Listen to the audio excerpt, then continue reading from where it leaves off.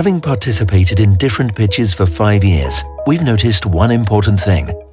It is chemistry between us and a client that guarantees the results of the pitch and success of further cooperation, not the professional level of the teams or proposal itself.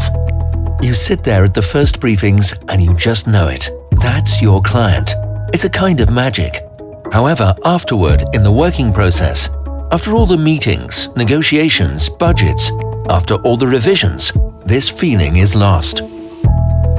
We've decided to change this situation, to remind us and our clients of who we are and why we work together. We've been searching for a long time for the appropriate format. We wanted our professional communication to be more emotional.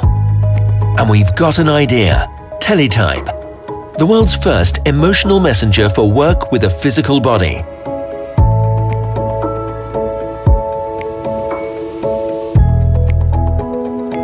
The gadget works simply. The manager goes on the website, chooses Teletype, and in a super cute way types the campaign results or news, bringing joy to the client.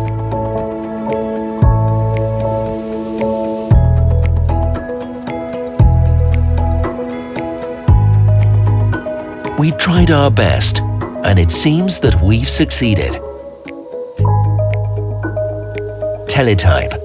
Type your passion.